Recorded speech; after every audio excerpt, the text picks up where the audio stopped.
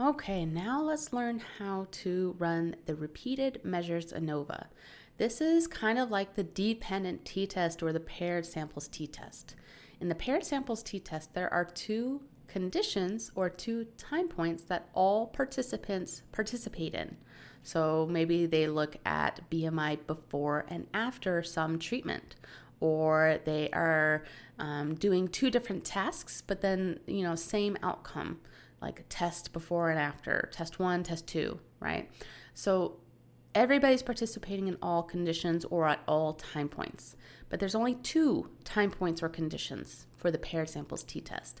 The repeated measures ANOVA has 3 or more conditions or time points. So like I said, pretty similar, but more conditions, 3 or more. So let's run an example. So we're going to go open a data set. We're doing the Broca's aphasia. So this is hypothetical data, 6 participants that are suffering from Broca's aphasia. It's a language deficit commonly experienced after a stroke. And they're doing 3 word recognition tasks. On the first, the speech production one, patients were required to repeat single words read out aloud by the researcher. On the conceptual one, designed to test word comprehensions, they were required to match a series of pictures with their correct name.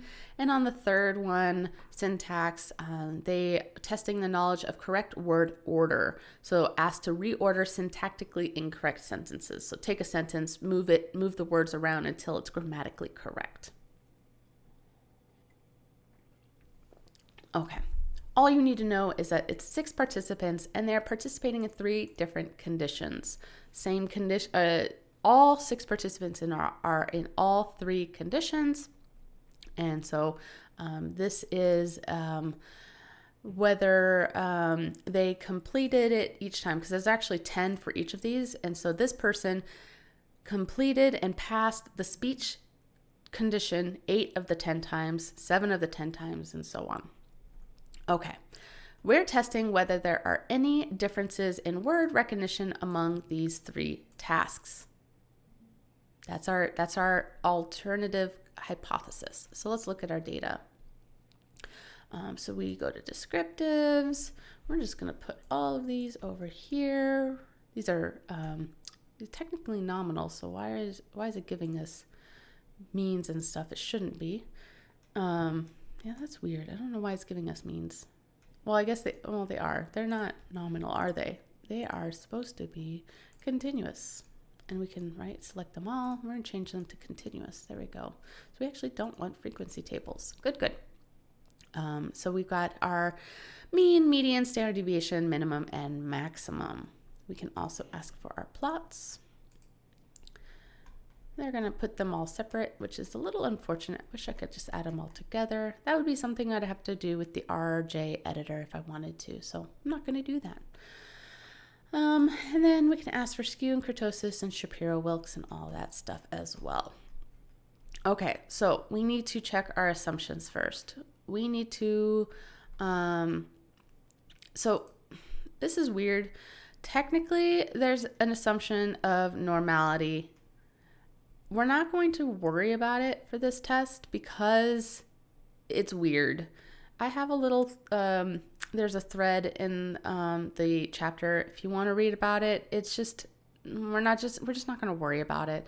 So you're actually just going to skip that assumption of normality for the repeated measures ANOVA. We're just going to test for homogeneity of variance. But what's weird about that as well is that it's actually not the homogeneity of variance. It's called the assumption of sphericity. And so we'll have to do that within the test itself. So let's learn how to do that. We're going to go to ANOVA, repeated measures ANOVA, to run the repeated measures ANOVA. Okay. Things look a little funky, right? There's a lot going on here. We need to specify what the repeated measures factors are. So we have a factor of word recognition task. We can call it that. Word recognition. Why can't I spell task? And we have 3 of those. So we're going to go speech. Oh, I guess. Why is it doing that? Oh, you know why? Because then it's like, oh, speech. Why am I blanking on this? Oh yeah, I have to just write this out. Conceptual and syntax. Okay. There's only 3 levels, so you're not going to enter the 4th. And you're going to drag them over speech to speech, conceptual to conceptual, syntax to syntax. I don't know why it does it that way. Probably because you could have multiple repeated measures factors, and so you'd have to specify which factor it's in. So we've got the word recognition task, the 3 tasks in it. You'll note if we had a between subjects factor, we'd put it in here. So we'd actually use this if we're using a mixed factorial design. That'll come up in a subsequent video, or if we're doing an ANOVA or something. Okay, so we've specified our 3 levels. Now we need to go into all of this. Let's see, I want you to check the generalized eta. This is eta squared. We specify what the dependent variable is.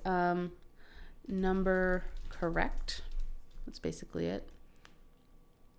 And then let's see, what else do we do? I think we can ignore model. Yep, we can ignore all that. Assumption checks. This is where we want the sphericity test.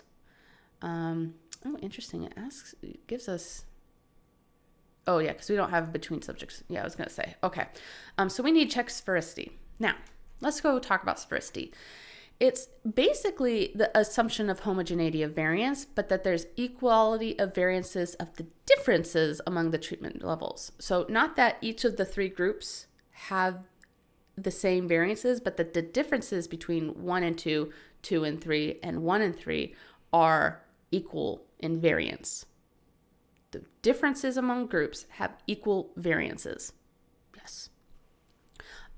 So we want that with the repeated measures ANOVA. We don't do that in the dependent t-test because there's only one difference in a dependent t-test, right? But that's why also we're testing the difference in scores for the assumption of normality in the dependent t-test.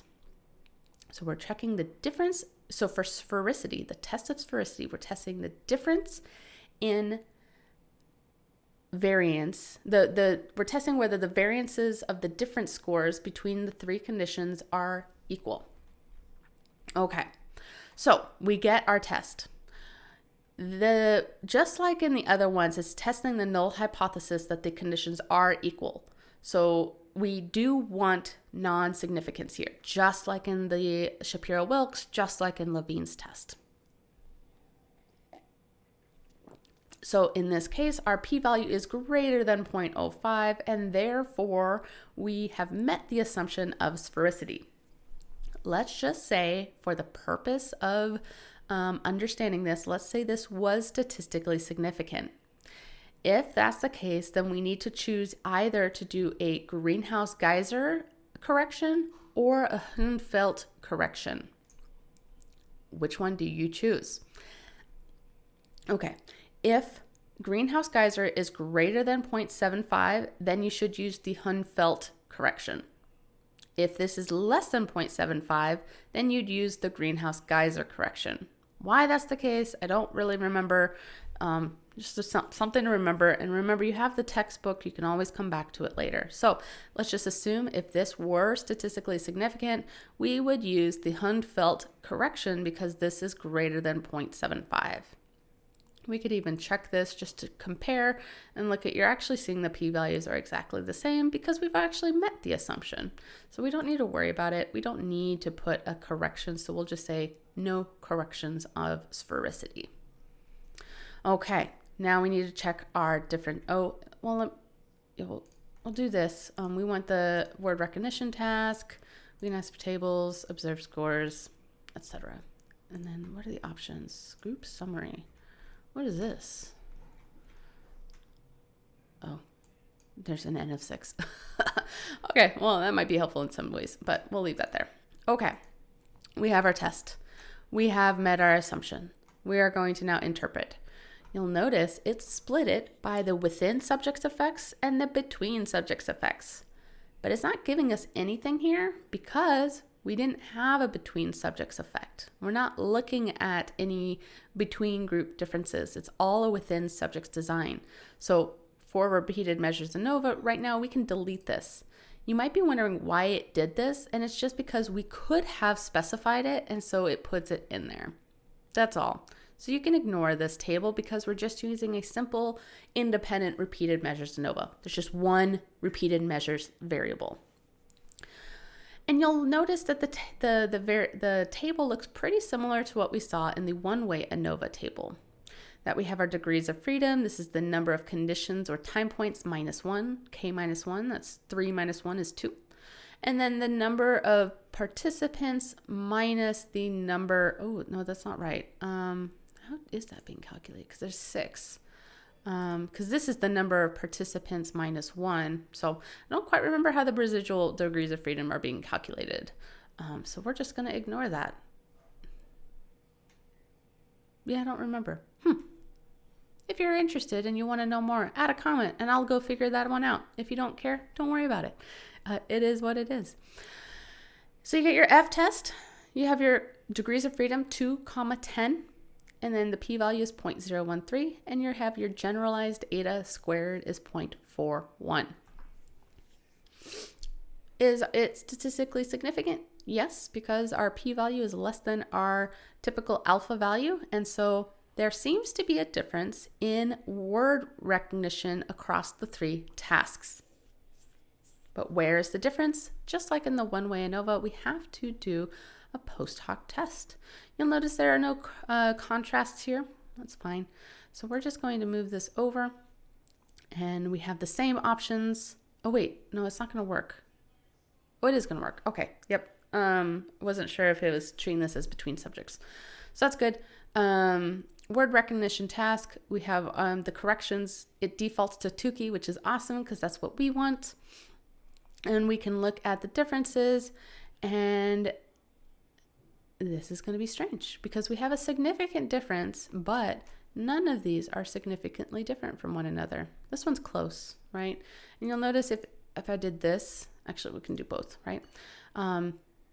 This and this are significant, but with the Tukey's correction, they're not significant. So that is interesting. Why am I getting a different result in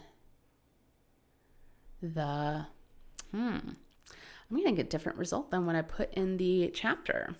I'm going to guess that they've changed something about the way that they've calculated the Tukey's post-hoc test. That is fascinating. And I don't know why that's happening.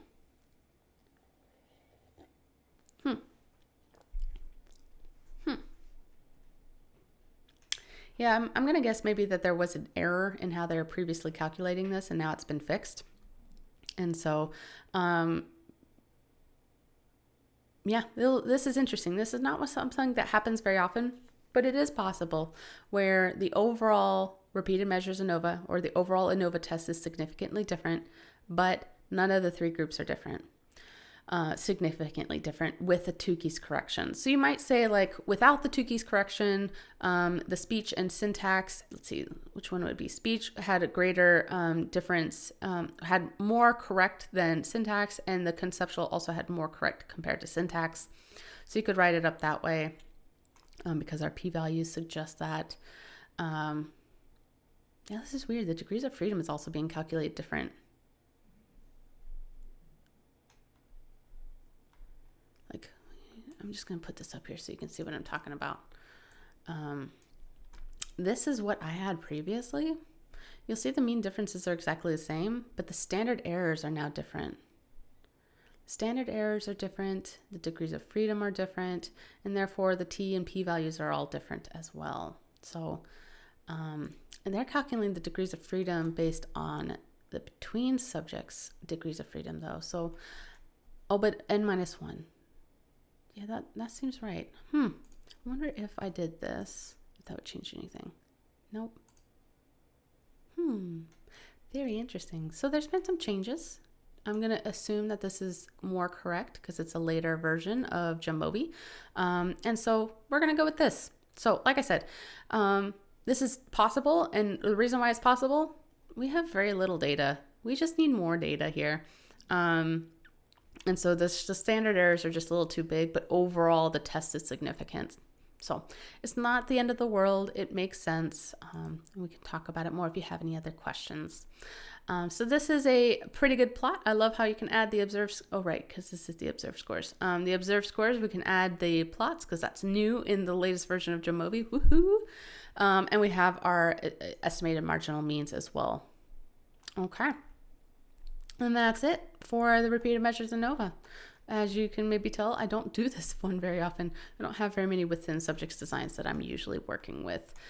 So if you have any questions, add them into the video. Otherwise, this is what you'll be doing for the homework assignment this week.